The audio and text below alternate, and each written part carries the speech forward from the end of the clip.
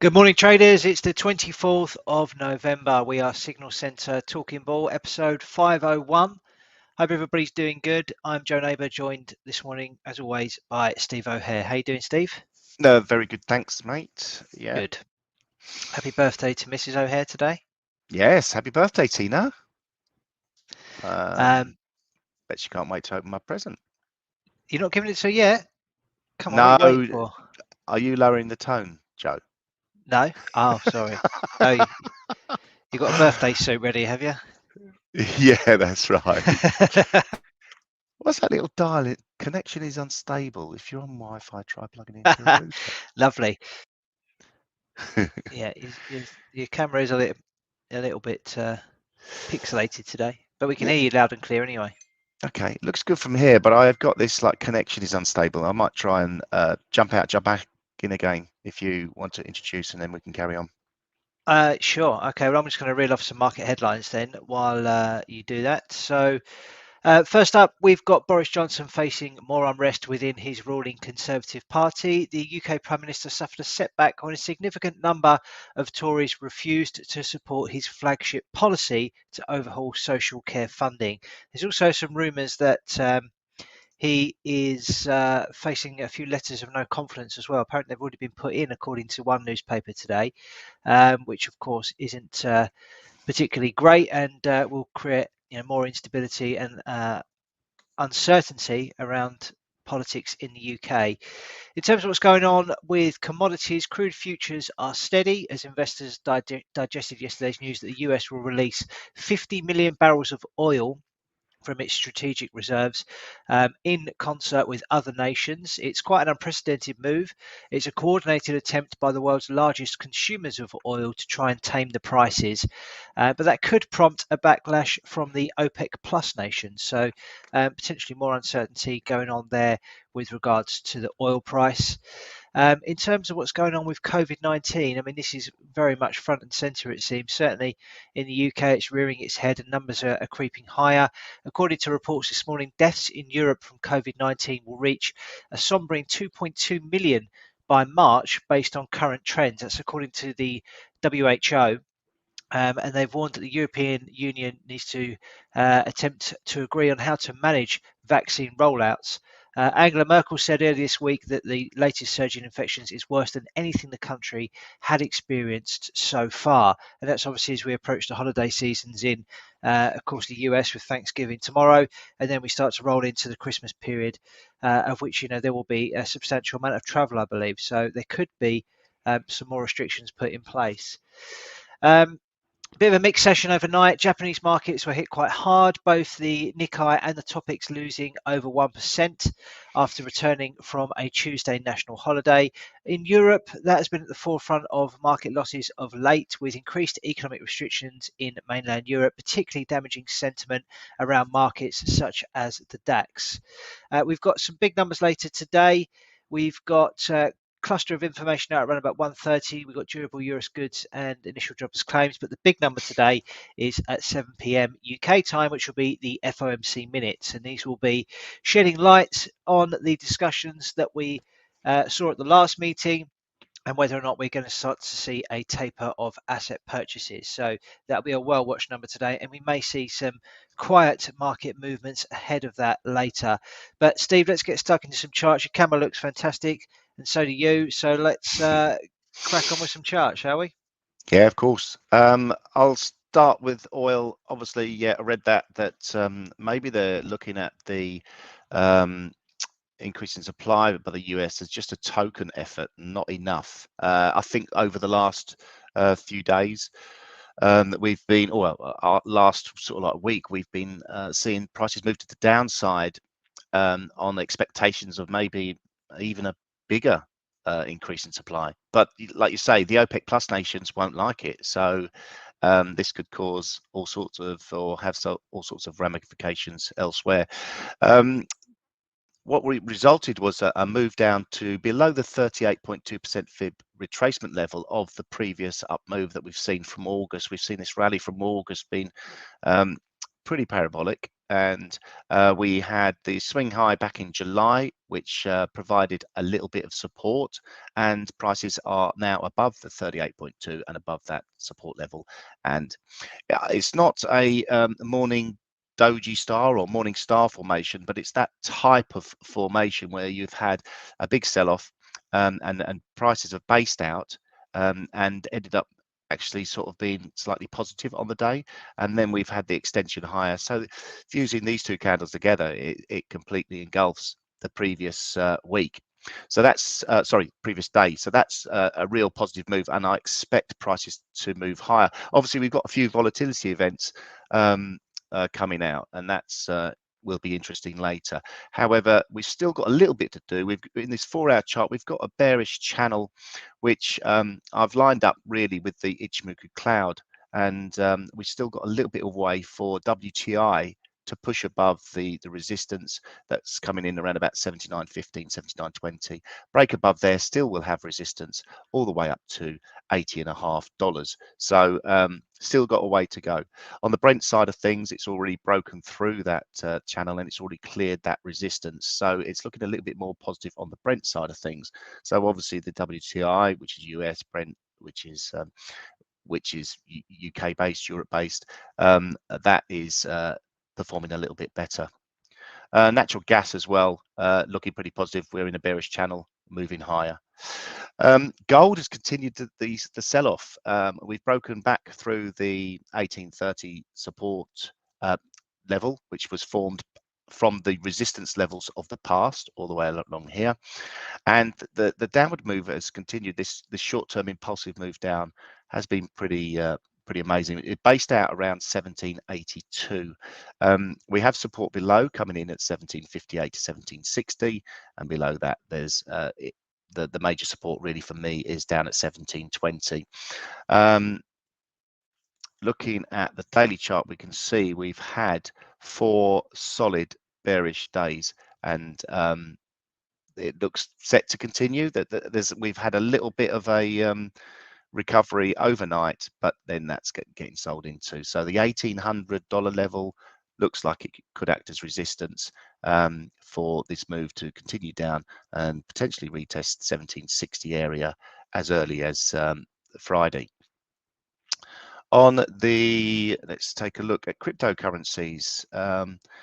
Cryptocurrency ship has steadied slightly, but it's still on this bearish path. Let's take a look at the weekly chart. Remind ourselves we found this resistance channel, we'll call it, this band of resistance that we've got on the chart between $59,500 and $69,000. So there's quite a big range, $10,000 range, and price action is solidly below it at the moment. We formed a lower low on the weekly chart, got down to 55,200, reacted higher from there, but still feels pretty bearish. We can see the 55,000 low was formed yesterday, and it resulted also in the price moving higher and closing around 57,500. So a slightly positive day yesterday. Bearish momentum we can see stalling on the daily basis. However, again, the 4-hour channel, the downward channel, let's get rid of a few of these lines that might confuse things. Even get rid of the cloud for a second. Oh,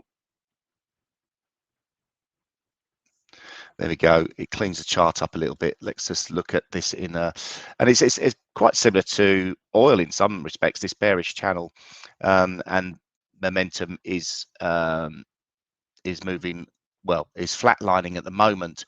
So it looks like we have based out a little bit, but it wouldn't take much to sort of punch this through the 55,000 level, and you can see it sort of opens up a bit of a vacuum. Once we clear the sort of like 53,000 level, it sort of opens up a bit of a move, potentially lower towards the 50 and the 48,000. We've got the 50,800. This is a 61.8% fib, which will be a nice retracement. However, on the slightly more positive than it felt yesterday. Ethereum has picked up as well. Ripple holding steady around 104. Cardano still, for me, feels like the poor brother at the moment.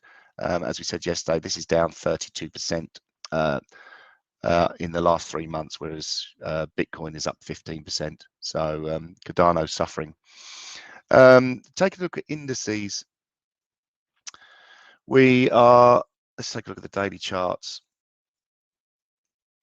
A little bit more positive price action this week, and prices continue to push higher. So that's a positive note for FTSE. Like the oil chart a bit. Oh, this looks a little bit like the oil chart, and obviously you've got that, that sort of like oil contingency in the FTSE as well. So that'll reflect back into here. Whereas you see the DAX doesn't have that. It's looking pretty negative. We've had, well, into a fourth day, and this looks like even further negative price action expected. We reacted nicely from 15,867 yesterday and got a nice bounce back into the close, back to this sort of supportive area, previous support area, around about 15,990. But we've managed to stall just above the 16,000 level, 16,027, and price is 100 points lower than that already. So feels like that could continue the sluggish trend that we're seeing. And obviously remind ourselves of the weekly chart, shooting star candle and a nice bearish engulfing that we're fully into. So definitely opens up the downside for the DAX. On the Dow side of things, again, we had these like topping type formations, slightly positive price action on the week, but we formed a lower low as well. So bear that in mind. On the daily chart on DAX, we've had this inverted hammer here, and well, looks like quite a bullish hammer from yesterday price action. So maybe a little bit more on the upside potentially for the Dow. It looks a lot healthier than the DAX does at the moment. Nasdaq, similar type of formation. We've formed an all-time high in Nasdaq, and this week, and we are reacting lower from here. However, the afternoon dip was bought into yesterday, but overnight we're back onto the sort of like the negative slant. On the let's bring back the Ichimoku cloud on the 4-hour chart, and we can see that we've challenged the Ichimoku cloud, the 4-hour trend. We've reacted higher above it and sitting above it nicely now with bearish momentum stalling. So there's a little bit of a lifeline there, potential for on a shorter term trend. You might think that's a head and shoulders formation. If you look at the hourly chart, you can sort of see these formations a little bit more clearly. Let's draw it in. Left shoulder neckline, head, right shoulder. So really, if we manage to sort of like get above this 16,300 level, that could really sort of line up as quite a nice inverse head and shoulders formation. Keep an eye out. We love how traders like to buy the dip as well, so that could be exactly. a nice one. Yeah, there has to be some sort of catalyst eventually when this big bubble bursts, but there's nothing that sort of like flags up. I suppose there is nothing that flags up before the bubble burst. It's always some sort of black swan type event. Unlikely to happen this time of year as well, I'd have said, given No, December's generally a pretty good month for equities. There are obviously exceptions, but yeah, Thanksgiving Day is tomorrow, is it? yep, Thanksgiving tomorrow, then Yeah, Black Friday. yeah. So yeah, surely nothing bad will happen over them 2 days. Bar humbug. Yeah. Yeah, so seeing a similar sort of price action in the S&Ps, really. This is quite constructive. Although it looks negative, it's quite constructive as we formed this low, and a lower low, and then a higher low. So I quite like this. Really needs to recapture ground above 4,700 in the S&Ps to placate the bearish technicals on that. Aussie 200 sitting above the sorry, we're looking at the hourly chart now, aren't they? Let's get back on the 4-hour chart, give it a little bit more color. That's toying with the Ichimoku cloud as well. Nice little recovery. These are higher lows that we're seeing since early November, so that's pretty good, constructive. The China 50 has stalled. It stalled at 15,100 a mere 600 points away from what I consider to be the real pivotal level, the 14,500. And again, you can see a typical inverse head and shoulders formation that's trying to build here. Broke the neckline of it, but has basically fallen back below it. So neckline would be somewhere around about there. Hang Seng, oh, that looks like a good trade idea. I didn't bring this up on purpose. That is one that I probably When did you do that? I think it was the 16th, last trade we did, wasn't it? 16th of November, yeah. Yeah, you So, you only made 0.39R on that by the 9 o'clock close, I unfortunately. know, that is a 6R winner. Oh, gutted.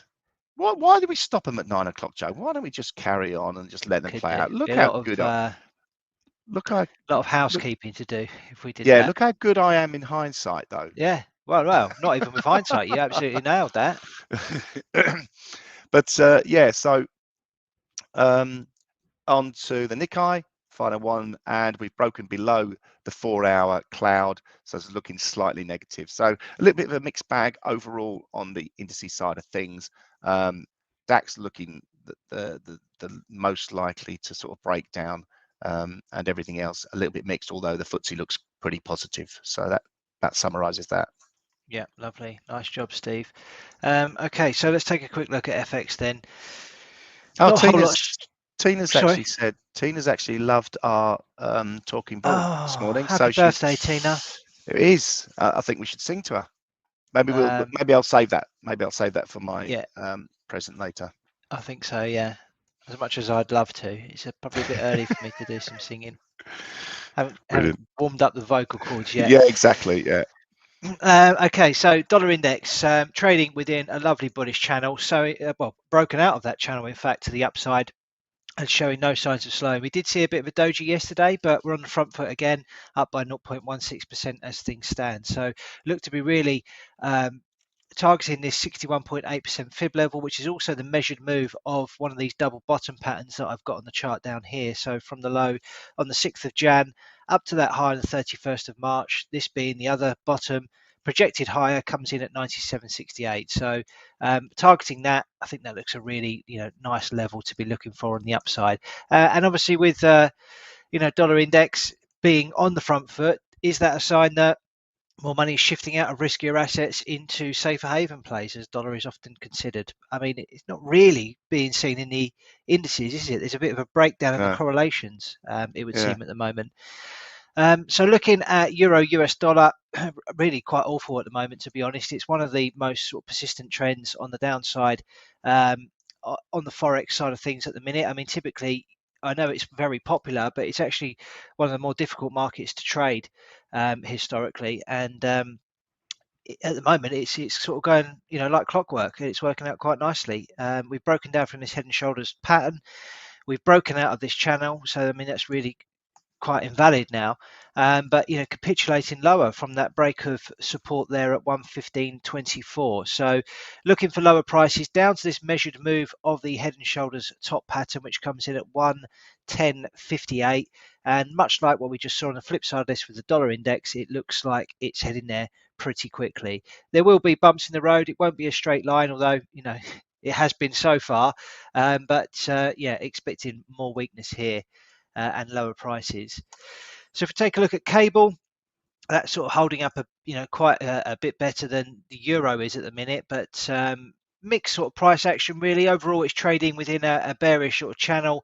There was some support here, which hasn't really done a fantastic job. So I'd probably redraw that to these levels here because it seems to be doing a reasonable job. But if that breaks down, then I'd be looking for a test of this 38.2% fib at 131.65, which is a 38.2 of this entire move here from these March 20 lows to the highs that we posted. Got a bit of a double top going on there as well in June. So that looks to be like a quite a nice correction really back down to that kind of level.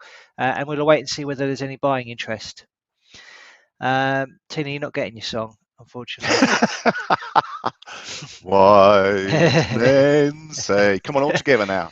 Only fools rush in. Oh, this is But beautiful. Tina's being can't serenaded on help Talking Ball. falling in love Ah, with you. Thank you very much. Whee! That's it. That's it. That's what she gets. That's all you're That's getting. the Yeah, present. That's the present. Yeah. I think so. Um, dollar yen, that's broken out of this bullish flag and looks to be pushing higher above this key resistance at 114.36. So looking pretty strong on that front. That was my gun to the head trade yesterday. Didn't make a huge sum on that. I was looking for about 4R with a big target, but ended up getting about 48 ticks or 0.75R. So reasonably good. That's pretty much the main markets I wanted to focus on, really, on the FX side of things. Obviously, while the dollar's moving higher, that's sort of setting the tone for everything else. So, Steve, you had to jump off yesterday for a meeting, so we didn't get your gun to the head trade. Oh We only had yeah, my I'll tell you what it dollar yen was. ones. It was. Yeah, of course it was. But we would be very keen to hear your thoughts today on what you're looking at on a gun to the head basis. If I was to put a gun to your head, what would you be buying or selling right now? Right now, I'd be selling DAX, and the stop in this trade would be what we're trading now. Oh, let's do a tighter stop than that, Stevie boy.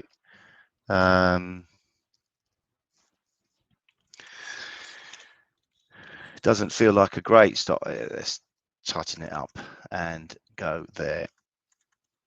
3-to-1 risk reward on that. Getting short here, 15,931. Targeting 15,631. Huge collapse. And stop at 16,031. That's Cool. what I feel. I think I'm going to keep going with dollar yen actually.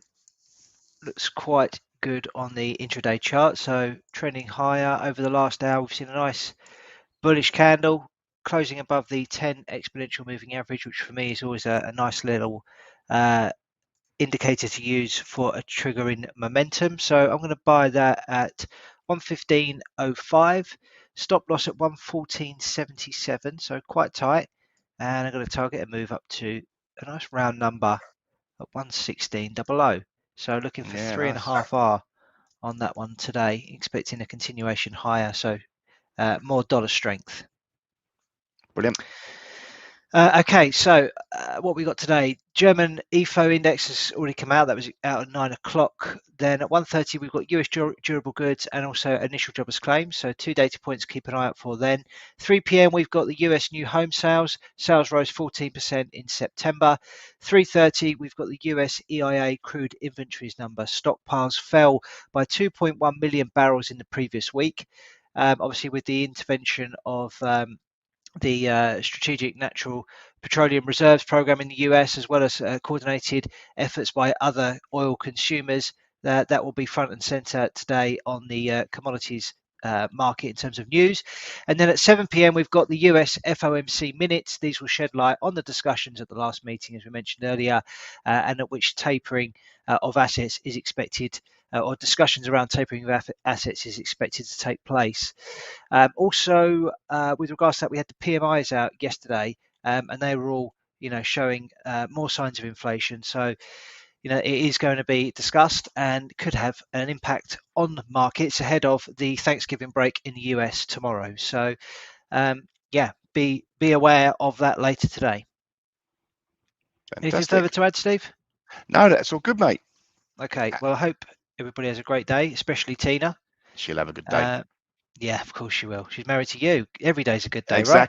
Exactly. That's what I said when I didn't give her a present.